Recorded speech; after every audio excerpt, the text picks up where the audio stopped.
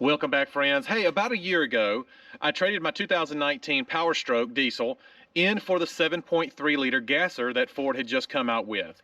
It had some nice low-end torque, supposedly, and it was supposed to be a happy medium between the 6.2, which I've also towed with, and the 6.7.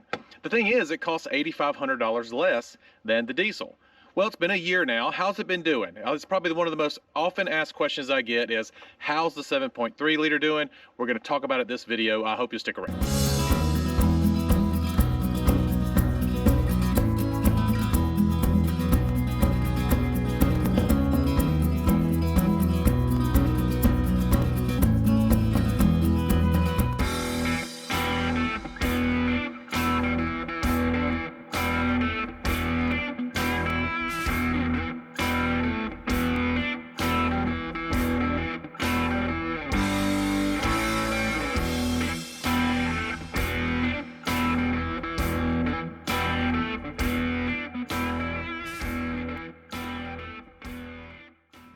All right, so one of the first things you'll notice is this is an STX truck, which means basically this is a work truck with a little bit of chrome going on, right? So, yeah, my last truck was a Lariat. We're going to talk about that a little bit in another video. The differences between an STX and a Lariat. Is it worth the extra money? But this video is going to be primarily about the 7.3 liter gasser versus the 6.7 liter diesel. And I may throw some comments about an EcoBoost. I've towed with the EcoBoost and a 6.2 liter as well. All the same trailer, by the way. We tow a 32-foot, 7,500-pound travel trailer. And so this is just my experience with that setup. Let's start the comparisons with the question I get most often asked, and that is MPGs. How's the fuel economy do on the 7.3 versus the 6.7? Now, to be fair, my 6.7 was a 6-speed. And this one is a 10-speed. I think that helps tremendously, especially with the gasser. But yeah, so let's jump right in it. Average MPGs, this is everyday driving, and I have been everyday driving this now for a little while. I had a little Jeep when I traded my Lariat in. Man, used car prices, I couldn't resist, so we got rid of that. I was super happy with this truck, and I was like, you know what, I'm just gonna make this my everyday driver. It does better than I initially thought it would on the MPG side of things. It's comfortable to drive. Yeah, it's great. Anyway, we'll get more into it in a second. But 14.8 MPGs average, and that's for the gasser, and then 16.5 for the diesel. That's a difference of 1.7 MPGs. Probably closer than a lot of people would think. I think a lot of that has to do with the transmission, and yeah, I think that's pretty good. I mean, you've got a little less power, a little less torque, but the fuel mileage isn't terribly different. It's a little bit more with the towing MPGs. Towing MPGs for this gasser is 9.5. That's all day, every day. Mountains, obviously you go up a mountain, you got to come down a mountain. So yeah, terrain doesn't matter terribly with that. That's just what it gets. I mean, you drive it like a grandma, you drive it like you stole it, it's going to get 9.5 MPGs with my particular trailer. All right. The diesel, 12 MPGs, 12.0 MPGs was the best I could ever muster out of the oil burner. You know, I was a little bit disappointed with that, not terribly, but yeah, I mean, it's towing. If you buy it for the MPGs, you need to go buy a pop-up or something. So yeah, if you're gonna have a big travel trailer, you're not gonna get crazy MPGs. Obviously, my diesel was not deleted. I don't get into that stuff. You know, I don't feel like I should have to buy another $3,000–4,000 on top of an $80,000 truck, and it's illegal. Not that you'd probably get caught, but that's just not for me. So no, my diesel was not deleted, and that's the reason the fuel mileage suffers for that reason. All right, let's talk about the second most asked question about the 7.3, and it's how's it do in the mountains? And I've got 355 gearing in this particular one, and 10-speed transmission. It does great in the mountains, and I know that because I just took about a 300 to 400 mile trip all through northern Georgia, western North Carolina, eastern Tennessee. And I'm watching this because I know I'm going to do this video because I know I get this question all the time. The max rev was 3,800 RPMs, and it did that one time. All right, it would hang out around 2,800 most of the time, pop up to 3,500 from time to time, 3,200 from time to time, and yes, it does use all of its 10 speeds. why wouldn't it? That's what it's got 10 speeds for. So so yeah, I was very, very happy with it.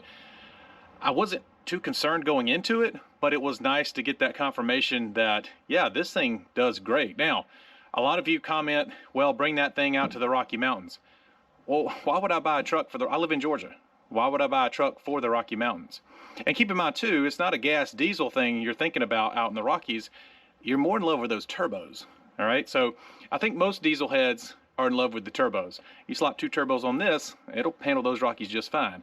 So yeah, I think it does fine in the mountains. Even at 355 gearing, you get 373s or 430s, you could do that as well. And you'd be even better maybe. So yeah, I would say anything over 12,000 pounds, you're going to be more than fine with a 7.3. So that pretty much includes any type of travel trailer. Now, obviously, part of towing in the mountains is coming down the mountain, and the diesel certainly has an advantage here. That exhaust brake is awesome. Yeah, all the compression that diesel makes, and there's times coming down a mountain that I would actually have to hit the accelerator some on the diesel because it would brake the trailer so well. But this does great. This tow mode does really well on our particular trailer. It is definitely not too much for it. Again, I think that 12,000 pound mark, if you get anything from that video, if you get anything from this video, 12,000 pounds and up, you may want to go diesel. 12,000 pounds and under, 7.3 is going to handle it just fine. So that's kind of a little sidetrack there, but braking down the mountain is not a problem at all. I don't find myself braking. Gosh, the engine brake takes over from time to time, but it's just really not an issue. So yeah, as long as you follow that 12,000 pound mark, you're gonna be good to go. All right, let's talk about a comment I get quite often that I really don't understand as much. Apparently, there's some folks out there with the diesels that they only drive on the interstates, but that is about fuel stations. And a lot of folks will comment, the diesel's worth the extra price just so you can fuel up at a truck stop. Well, guess what? I rarely go past the truck stop. Most of our camping is done in back roads of Georgia, and we go to state parks and such. We don't do a ton of interstate traveling. And yes, while it could be an advantage to use the truck stop pumps, there's undoubtedly an advantage. 99% of my fill-ups were always at regular convenience stations. And you know just as well as I that they've only got maybe 1 or 2 diesel pumps versus 10 or 12 gas pumps. And most of those diesel pumps are a combination of gas and diesel, and either another diesel truck would be there or a gas vehicle would be there, and probably 1 out of every 3 fill-ups, I'd sit and have to wait on a pump. So that absolutely eliminated any advantage of using truck stop pumps. It actually got on my nerves a little bit. It kind of gets old. I get it, but at the same time, I don't consider being able to fill up at a truck stop an advantage at all. Just a short note about towing stability, gas versus the diesel. I don't see any difference in stability. And you would think that with 800 more pounds up front with the diesel, that maybe those front tires were a little more planted and you'd be a little more stable. But I'm just not sure that our trailer's heavy enough to matter. And both trucks handle very well. All right, as always, the gasser takes the win in the payload department. This gasser gets a little over 800 pounds more payload than that diesel got, and the main component to that is the diesel is about 800 pounds heavier than the gasser, but also all the bells and whistles on the Lariat take away from the payload as well. I'm showing you this to show you where you can find your payload sticker. It's always inside your driver's side door jamb. Just open your driver's side door up and you'll find your payload right here. Payload on this particular F-250 is 3,189 pounds. All right, another win for the gasser is the fact that it doesn't take that long to warm up in the morning. It's starting to get cold. It's November down here in Georgia. We're starting to get some frosty mornings, and gosh, that diesel would take 30 minutes sometimes to warm up. The gasser takes 5-7 minutes, and it keeps the kids from complaining on their way to school, which that's a big deal. Finally, one more comparison, gas versus diesel. You can see in the engine bay here, we've got a lot of room to tinker around if we ever need to. And the engine bay in the diesel is slam packed with motor and emissions and blah, blah, blah, blah, blah, everything that adds on to those old diesels. And yeah, I love this more. I love being able to see my motor, being able to access it. You can see if you ever have to change plugs, coils, anything like that. It's super easy to access. I give that check mark to the gasser. All right, so what's our conclusion? 7.3 liter for the win, in my opinion. Absolutely. For our situation, our travel trailer, our travels, where we go, this is a great truck. It's not just enough truck, it is a comfortable truck. You know, that was one of the things with the 6.2 liter and the 3.5 liter EcoBoost half ton. Those were enough truck, but they weren't comfortable tows. You know, the 6.2, some people would call it gutless. I'm not so sure I'd go there, but yeah, it would struggle sometimes. You wanted a little bit more out of it at times. It would certainly do the job. Same with the EcoBoost. The EcoBoost pulls like a freight train, but the light half ton setup just wasn't enough. It wasn't stable.